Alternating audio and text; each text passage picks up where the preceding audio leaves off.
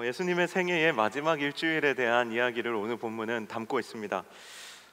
예수님의 예루살렘에서의 그 십자가를 지시기 전 마지막 일주일은 그냥 우리가 생각하는 어떤 오랜만에 명절에 어디 이제 놀러 가서 휴양을 떠나는 그런 것과는 질적으로 완전히 차원이 다릅니다. 예수님께서는 일주일 동안 예수님을 미워하던 예루살렘의 많은 사람들로부터 둘러싸여 공격을 많이 당하셨습니다. 사람들은 예수님에게 불편한 질문들을 던졌어요. 누구도 쉽게 대답할 수 없는 질문들. 예를 들어서 가이사에게, 이 황제에게 세금을 내는 것이 옳으니까라는 그런 질문들. 예수님께서 유명한 대답을 남기셨죠. 이건 예수님 안 믿는 친구들도 많이 알고 있는 건데, 가이사의 것은 가이사에게, 하나님의 것은 하나님에게. 여러분도 역시 잘 아시네요.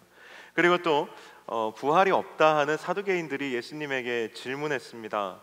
어떤 한 여인이 결혼을 했는데 그 남편이 죽고, 이스라엘은 그런 이제 이런 결혼 제도가 있는데, 아들이 없이 남편이 죽으면 그 동생이 또 그 형수와 결혼해서 이제 형의 이제 대를 이을 자손을 낳아주는 그런 이제 풍습이 있는데, 동생이 또 죽고 또 그 동생이 또 자식 없이 죽고, 이렇게 했을 때 부활을 인정하게 되면 이 여인은 누구의 부인이 되는 겁니까? 이런 난처한 질문들을 했습니다. 예수님께서는 이 사두개인들에 대해서 이렇게 대답하셨어요. 너희가 성경도 하나님도 잘 알지 못하는도다. 사실 잘 알지 못하면서 이런 어리석은 질문들을 예수님께 했던 것이죠. 오늘 본문은 그 다음에 이제 나오는 한 서기관의 질문을 담고 있습니다. 한 서기관이 예수님에게 이렇게 물었습니다. 당시에 많은 사람들의 이 화두가 되었던, 논쟁의 중심이 되었던 율법 613가지나 되는 율법의 그 수많은 조항들 중에 어떤 율법이 가장 소중한 것이겠습니까? 어떤 게 가장 중요하겠습니까? 이 질문은 오늘 우리에게 이제 대응을 해서 바꾸어 보면, 예수님, 당신이 생각하시기에 우리의 인생, 사람의 인생에서 가장 중요한 것이 뭐라고 생각하십니까? 이런 질문과 맞닿아 있다라고 볼 수가 있습니다. 우리 옆에 있는 지체들을 한번 바라볼까요? 바라보고 한번 생각해 보세요. 이 사람은 뭘 중요하게 생각할까? 이 사람의 인생에서 제일 중요한 건 도대체 뭘까? 자, 이렇게 우리가 여러 가지로 생각해 볼 수 있겠죠. 어떤 것들이 있을까요? 우리의 인생에서 가장 중요한 것.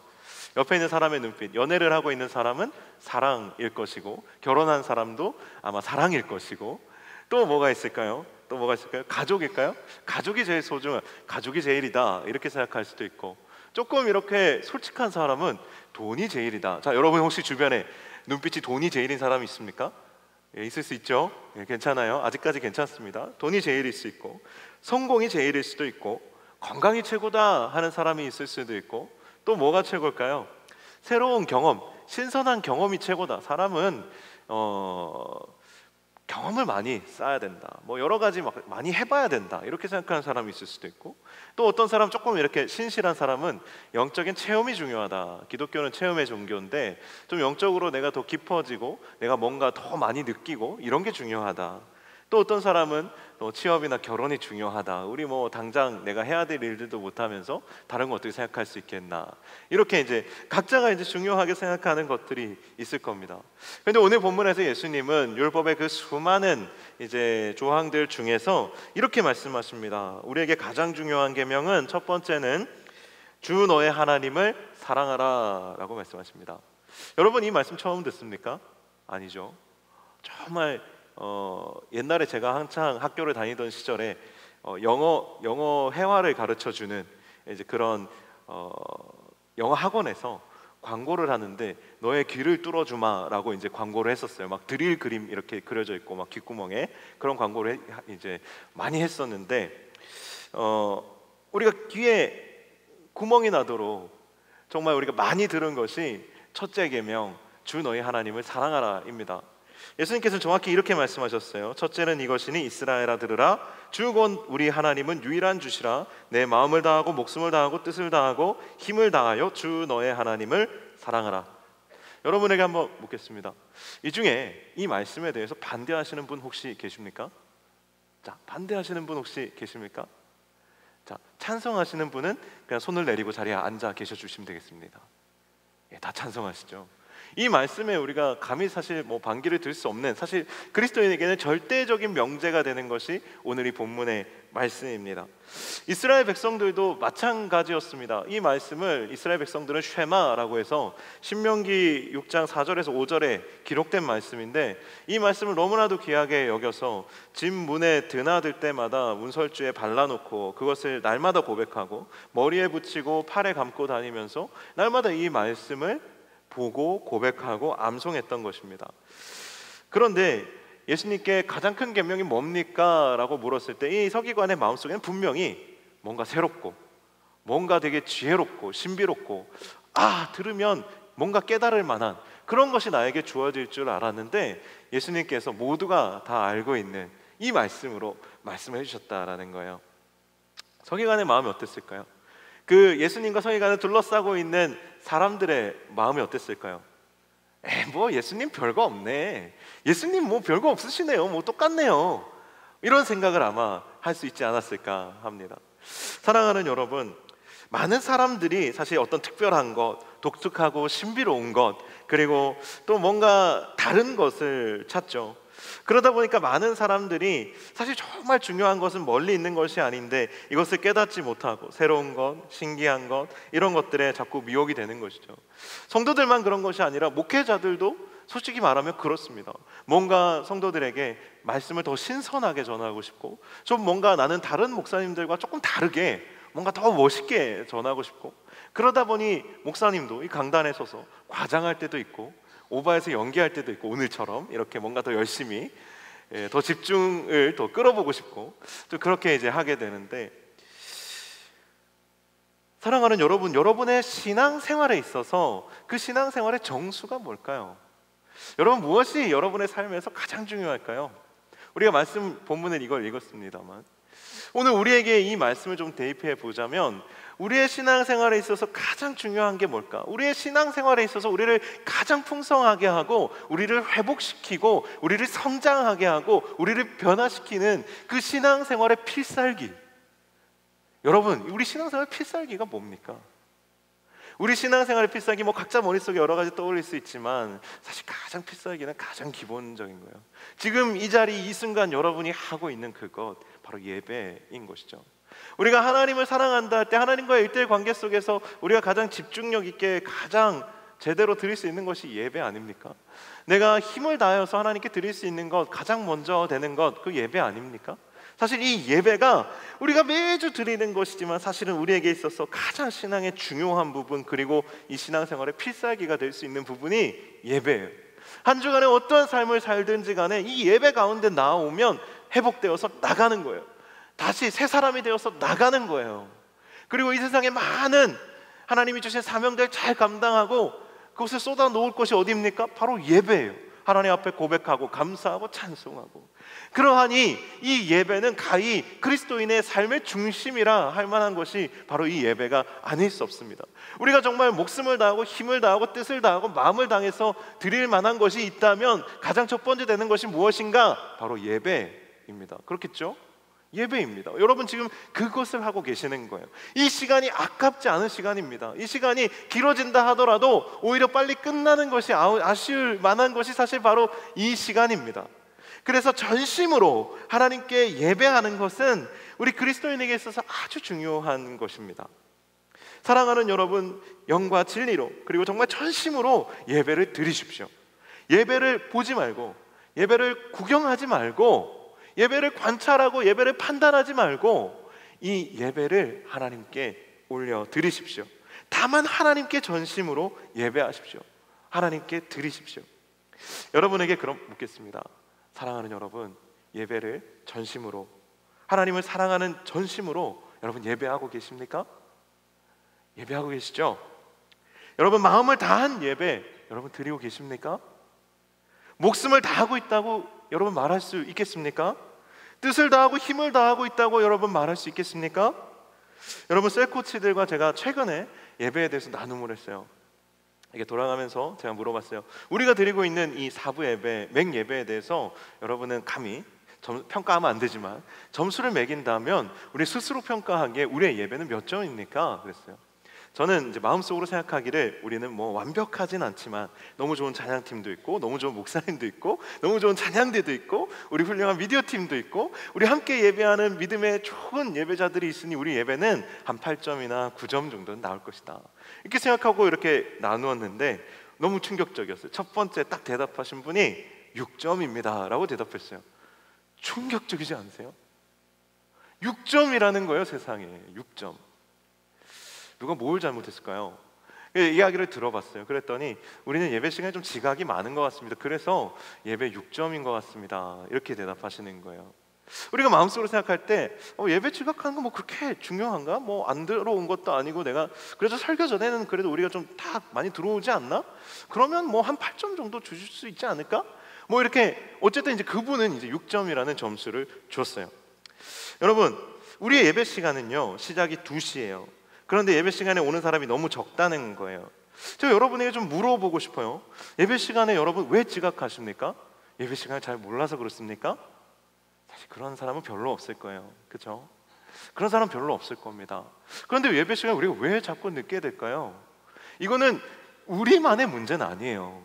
제가 3부 예배도 드려보고 2부 예배도 드려보고 예배를 드려보면 늦으시는 분들이 항상 있습니다. 꼭 있어요.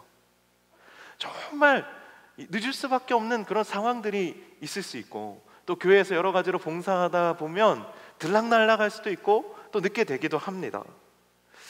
그런데 여러분, 어떤 마음으로 지각하십니까? 지각해도 된다는 마음입니까? 지각을 해도 되는 사정이 있다는 겁니까? 하나님 이해해 주시니까 괜찮다는 겁니까? 오늘 설교를 준비하기 전에 같은 본문으로 요 본문과 같은 본문으로 설교를 하신 목사님의 설교를 한번 들어봤어요. 저는 이제 설교 준비하기 전에 뭐 강해서도 보고 주석도 보고 또 다른 목사님들 설교도 한 번씩 이렇게 들어보고 이렇게 좀 저도 묵상하는 데 좀 도움이 되니까 그렇게 이제 보는데 어떤 한 목사님이 이런 이제 재밌는 예화 하나를 들려주시더라고요. 이거 원래 이제 다음 주 설교 때 쓰려고 쟁여놨던 건데 좀 오늘 여러분들과 좀 특별히 오늘 너무 잘 들으시니까 이제 한번 나눠보려고 합니다. 어떤 이야기냐면 한 농부가 소를 키우는데 세상에 소가 쌍둥이를 낳았어요. 통아지 2마리를 낳았어요. 그래서 집에 와가지고 너무 기분 좋게 아내에게 이렇게 이야기합니다. 와, 우리 소가 송아지를 2마리나 낳았어. 와, 세상에 너무 감사하지? 우리 한 마리는 하나님께 드리자. 아내가 그 이야기를 듣고 와, 우리 남편이 진짜 이제 신앙이 정말 많이 성장하고 좋아졌구나. 그럽시다. 우리 한 마리는 하나님께 드립시다. 그런데 세상에 이 송아지 2마리 중에 한 마리가 시름시름 앓더니 죽어버린 거예요.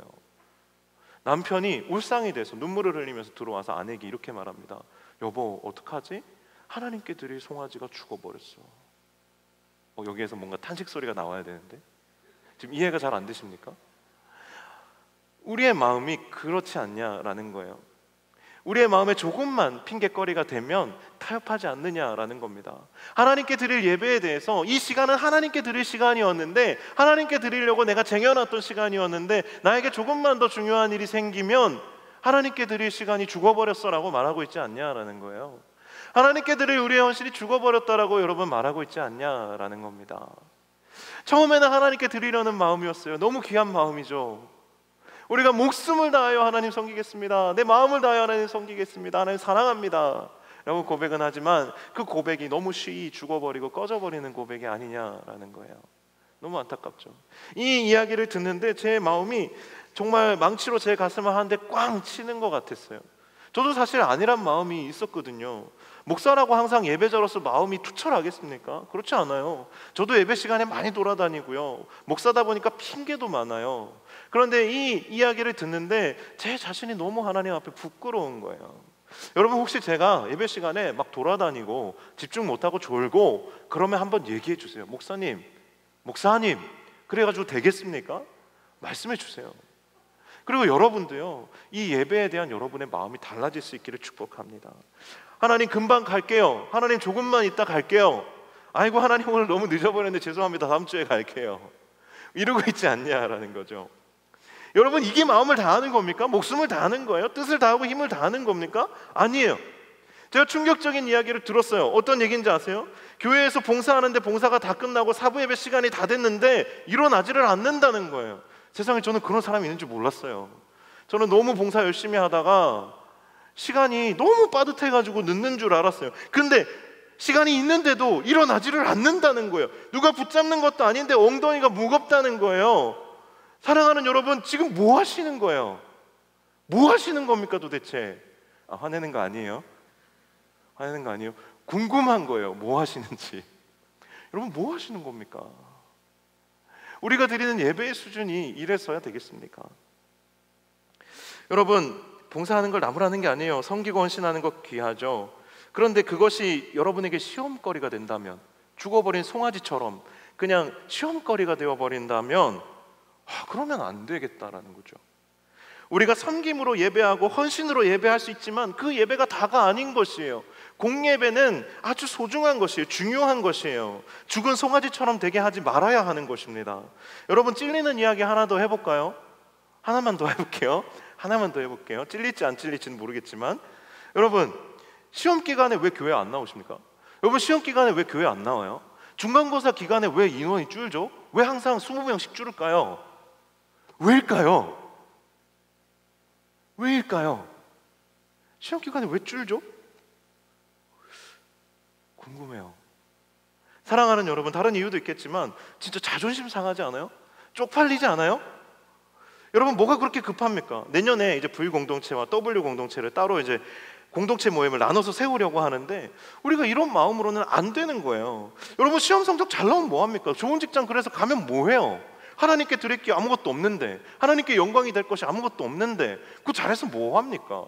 그 내 자랑만 되는 거죠. 사랑하는 여러분, 하나님 앞에 빈손인 거 부끄럽지 않습니까? 여러분의 예배가 세워져야 합니다.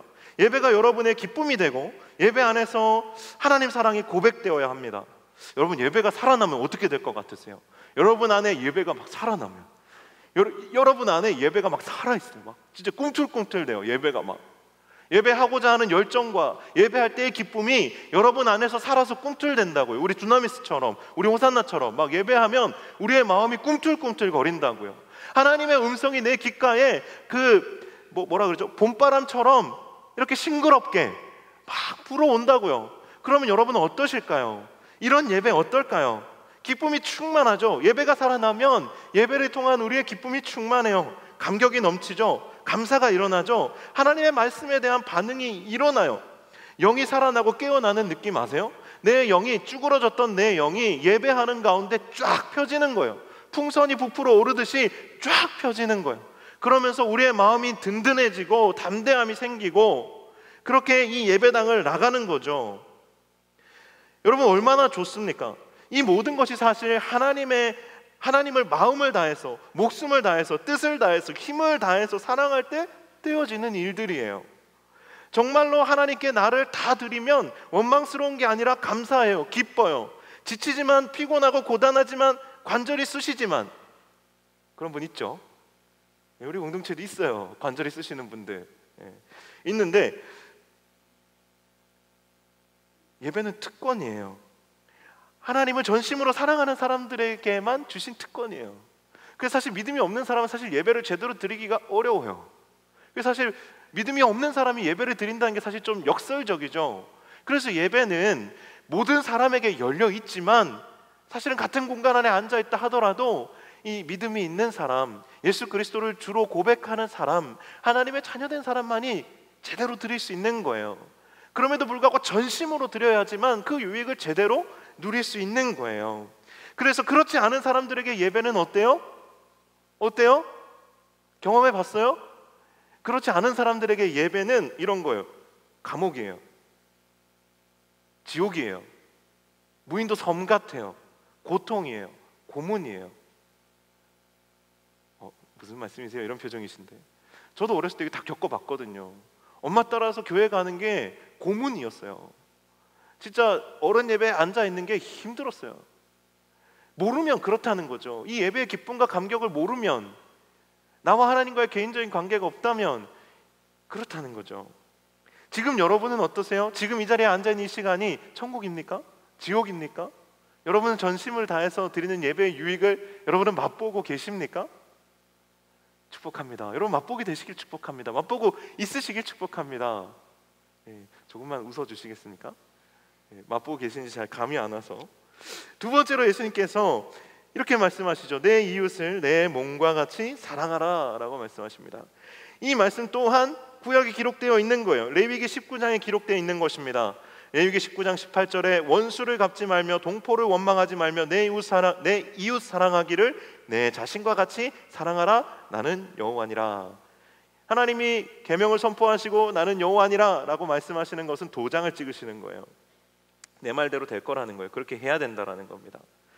여러분, 예배는 잘 드리는데 하나님 사랑은 잘 이해하고 동의하는데 이 부분, 이웃을 사랑하는 이 부분, 이게 잘 안 되는 사람들이 많습니다.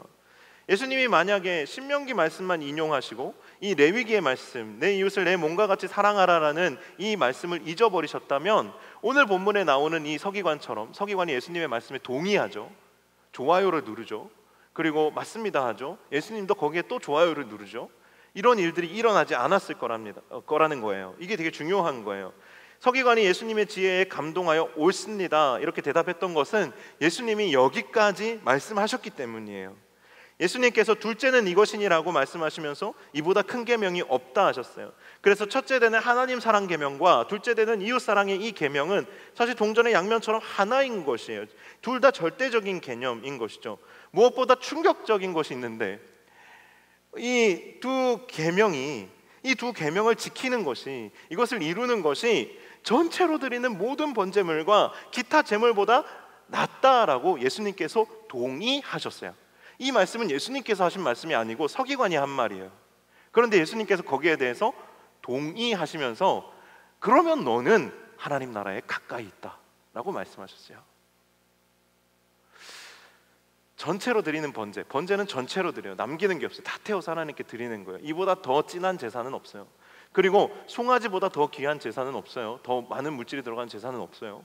어떤 제물보다도 더 귀한 제물이 된다라고 말씀하셨어요.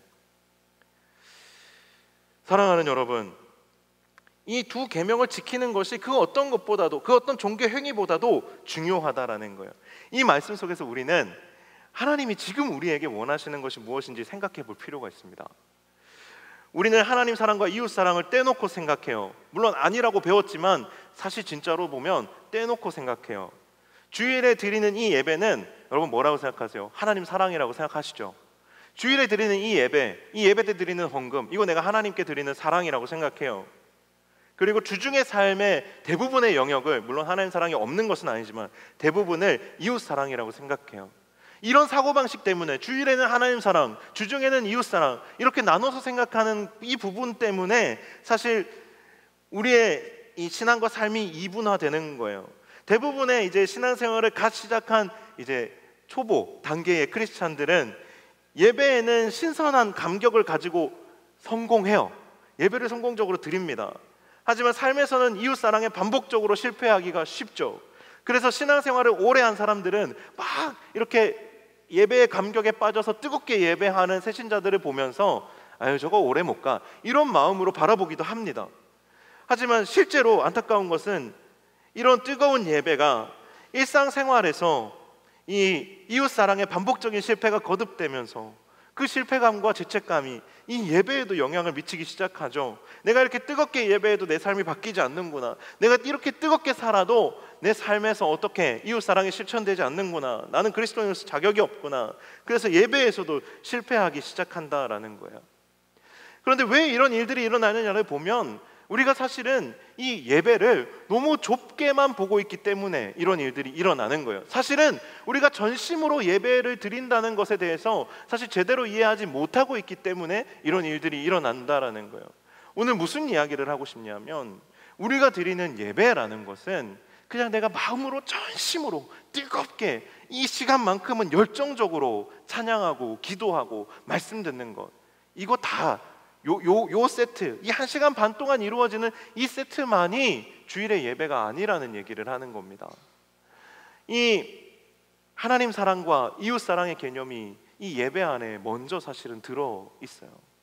예배 안에는 하나님과의 1:1 관계도 있지만 공동체와의 관계가 함께 병행되어 있습니다.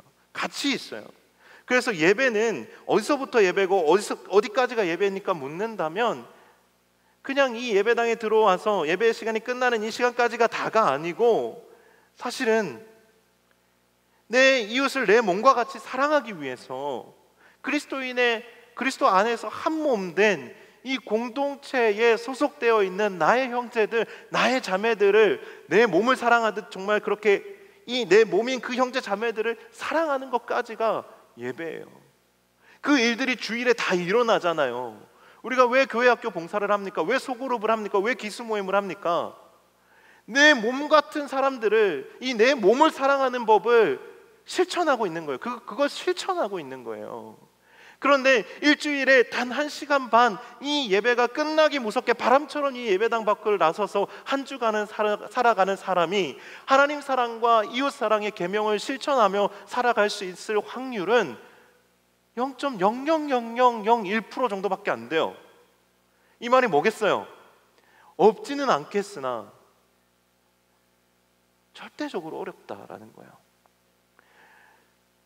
내 몸을 사랑하지 못하는데 내 이웃을 어떻게 사랑합니까?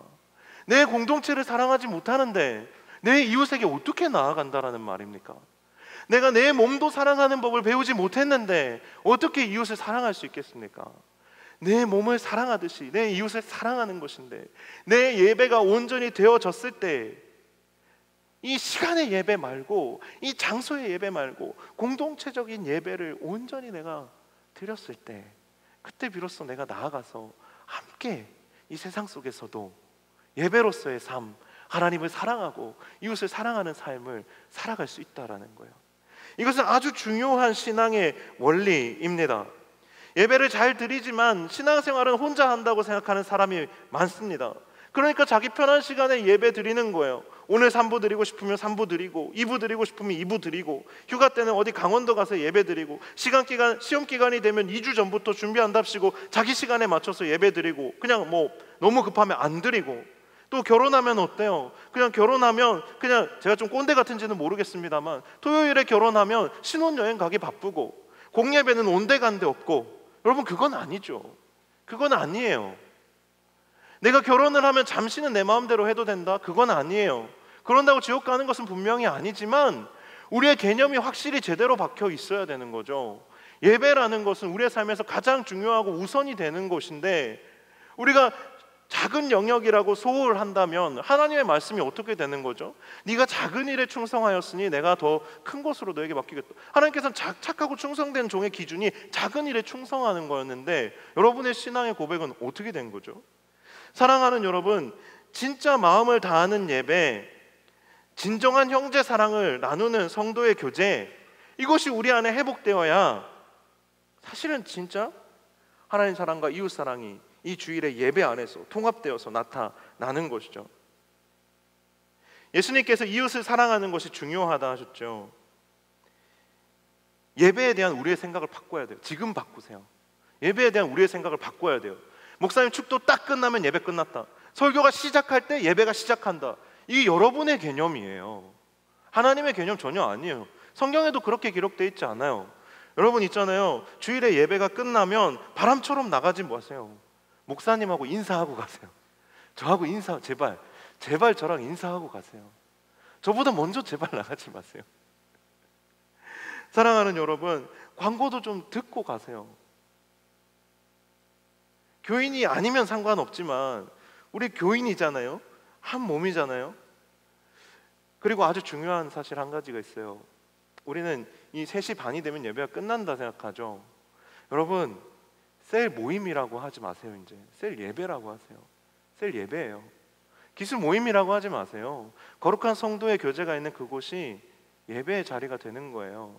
예배의 연장선이라고 이해하시는 게 더 편하다면 여러분 그렇게 생각하셔도 돼요. 기수 모임도요, 예배예요. 여러분, 왜 주일을 여러분 마음대로 재단에서 씁니까? 왜 그러면 주일이라고 부르지를 말지요? 주일은 하나님의 날, 그리스도의 날이라고 고백하면서 왜 주일은 여러분의 주중에 부족했던 쾌락과 주중에 부족했던 여러분 자신에게 투자하는 시간으로 여러분 자꾸 쪼갭니까? 그것을 온전히 하나님께 드리는 것조차도 여러분 어려우십니까? 여러분, 하나님께 정말 여러분을 제한 없이 여러분 내어드려 보십시오. 인간적으로는 그것이 아깝게 느껴질 때가 있습니다. 속으로 가보니 별거 없더라고요. 기술 모임 가보니 다 도망가고 뭐 없더라고요. 뭐 가도 뭐 별거 없더라고요. 그런데 여러분, 없으면 그냥 없는 대로 살면 됩니까? 여러분, 없으면 없는 대로 그냥 사십니까? 여러분, 세워가야 되는 것이죠. 우리가 함께 세워가야 되는 것이죠. 그것이 거룩한 것이라면 우리가 만들어 가야 되는 것이죠. 제가 얼마 전에 설교할 때 이런 얘기 한 적 있어요. 우리 사도신경에 보면 거룩한 공회와 성도의 교제를 믿는다라고, 거룩한 공교회와 성도의 교제를 믿는다는 고백이 있다고. 어떤 지체가 제가 이 이야기를 설교 때 하는 거를 듣고, 아, 공동체에 대한 고백이 우리의 신앙 고백이었군요, 이렇게 고백하면서 자기가 이제 알았다는 얘기를 저한테 한 적이 있어요. 사랑하는 여러분, 여러분도 그러십니까? 여러분, 이제 그것을 여러분 아시겠습니까? 이제 그것을 여러분 이해하시겠습니까? 그만큼 우리가 예배의 영역을 개인적인 영역으로 아주 협소하게 축소시켜 놓고 있었다라는 거죠. 왜 그렇게 우리가 자꾸 예배를 축소시킬까요? 왜 예배를, 신앙생활을 개인의 영역으로 우리가 왜 자꾸 축소시킬까요? 왜 그럴까요? 우리는 그것을 왜 축소시키는가? 그건 사실 우리의 편의를 위해서죠. 사실 우리의 편의를 위해서 그걸 계속 축소시키는 거예요. 최소한만 하자. 최소한만 하자. 구원만 받으면 되지. 최소한만 하자. 필요할 때만 나오면 되지. 최소화하자. 자꾸만 그렇게 최소화 시키는 거예요. 딱 구원받을 만큼만. 정말 내가 구원받을 수 있는 만큼만, 엑기스만, 최소한만. 너무 슬프지 않습니까? 그런 신앙생활에 어떻게 풍성함이 있을 수 있겠습니까? 그러한 신앙 고백에 어떻게 예배의 감격이 있을 수 있겠습니까? 오늘 예배 전 너무 좋았어요. 찬양이 너무 좋았어요. 너무 좋았어요. 호산나의 찬양을 함께 나누면서 진짜 제 가슴이 벅 찼어요. 그냥 단순히 감정적인 것만 얘기하는 게 아니에요.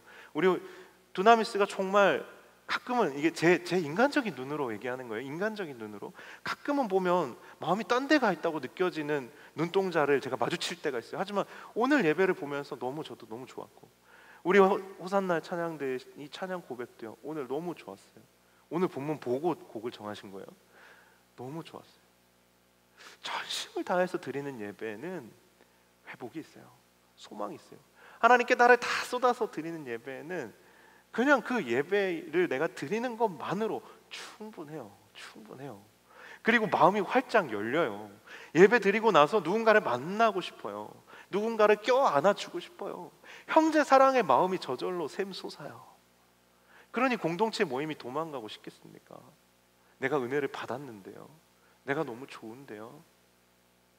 사랑하는 여러분, 풍성해지십시오. 여러분, 정말 그 감격을 누리십시오. 제발 여러분, 정말 그 기쁨을 간직한 사람이 되십시오. 사랑하는 여러분, 오늘 본문의 제목을 이렇게 잡았어요. 설교 본문 제목을 하나님 나라에서 가까운 교회라고 잡았어요. 여러분의 예배는 제사와 제물에 제한되는 그냥 종교적인 행위일 뿐입니까? 아니면 진정한 고백을 담은 참 예배입니까? 그렇다면 여러분은 하나님 나라에 가까운 교회를 다니시고 있는 겁니다. 여러분, 교회는 종교적인 행위를 위해 준비된 물리적인 장소입니까? 아니면 하나님 사랑, 이웃 사랑이 전심으로 고백되고 실천되는 참된 교회입니까? 그렇다면 여러분, 하나님 나라에서 가까운 교회에 다니고 계시는 거예요. 여러분, 하나님 나라는 멀리 있지 않아요. 하나님 나라는 가까이 있어요. 전심으로 예배하는 데, 그리고 전심으로 이웃을 사랑하는 데, 그리고 정말 그렇게 예배자로 살아가는 데 하나님의 나라가 있습니다. 하나님의 나라가 여러분에게 가까이 있습니다. 우리 이렇게 한번 고백합시다. 하나님의 나라가 가까이 있습니다.